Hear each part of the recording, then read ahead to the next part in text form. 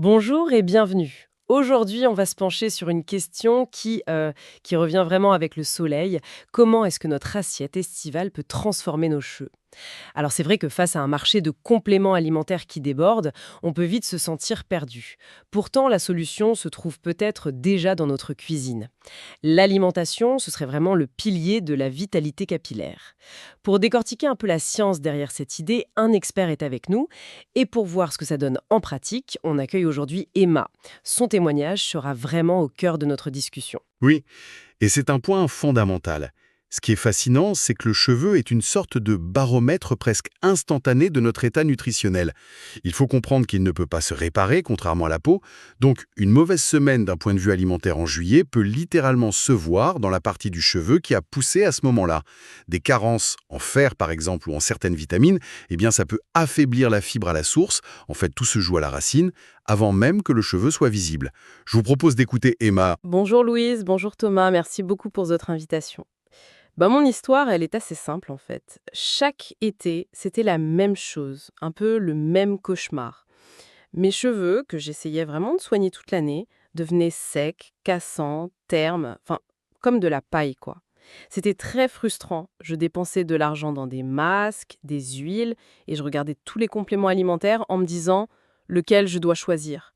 J'avais vraiment cette impression qu'il me manquait quelque chose, que mon alimentation, elle n'était pas à la hauteur. Et quels signes concrets t'ont fait comprendre que le problème était peut-être plus profond que de simples soins externes? C'était une sensation, mais aussi quelque chose de visuel.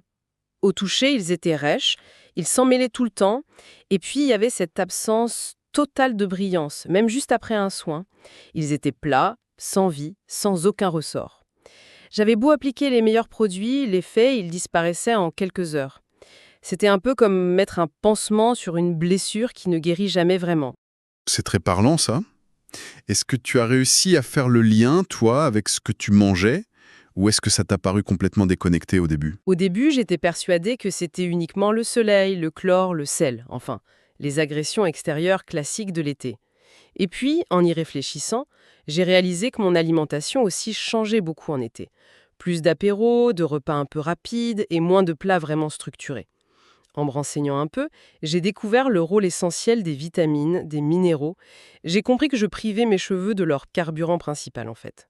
Du coup, j'ai décidé de changer de stratégie et de les nourrir de l'intérieur. D'accord. Et alors, quels sont ces fameux aliments d'été qui ont vraiment fait la différence pour toi? Alors j'ai fait simple. Je me suis concentrée sur les produits frais. J'ai commencé à intégrer systématiquement des épinards dans mes salades, pour le faire, et beaucoup de fruits rouges, comme les fraises, les myrtilles. J'ai lu que c'était plein d'antioxydants. J'ai aussi ajouté des abricots, des poivrons, des aliments qui sont riches en eau, en vitamines. Bon, le changement n'a pas été immédiat, ce n'est pas magique, mais au bout de quelques semaines, oui, j'ai senti une vraie différence. Justement, quel a été le tout premier changement concret que tu as observé? Le petit signe qui t'a dit: «Ah, ça y est, ça marche». Le toucher, sans aucun doute. Un matin, en me coiffant, j'ai senti que mes cheveux étaient plus souples, moins croustillants quoi. La texture globale s'améliorait. Ils semblaient plus hydratés, plus forts.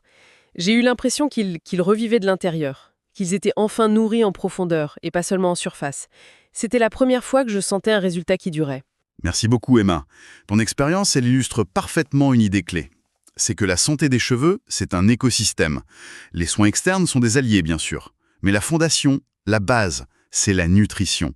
Une routine cohérente qui prend en compte l'assiette et la salle de bain, c'est la seule approche qui tienne vraiment sur le long terme. Tout à fait. L'expérience d'Emma met en lumière la mécanique interne. On peut visualiser les antioxydants des fruits rouges comme une petite équipe de protection pour les follicules pileux, qui neutralise les agressions du soleil. Ou la vitamine C, par exemple, qui est indispensable pour fabriquer le collagène. C'est cette protéine qui donne son élasticité à la fibre. Sans elle, le cheveu devient cassant, peu importe le masque qu'on applique dessus. C'est une construction. Merci encore, Emma. Pour bien choisir ces aliments cet été, on peut donc retenir les épinards pour le fer, qui transportent l'oxygène jusqu'aux racines, l'avocat aussi pour ses vitamines A, C et E, et les fraises, gorgées d'eau et de vitamine B9 qui favorisent la croissance. Bien sûr, un coup de pouce est parfois utile, notamment si une perte de vitalité ou une fragilité s'installe. C'est là que des compléments ciblés comme Résolution numéro 1 ou les gummies Air Boost peuvent intervenir pour soutenir cet effort nutritionnel.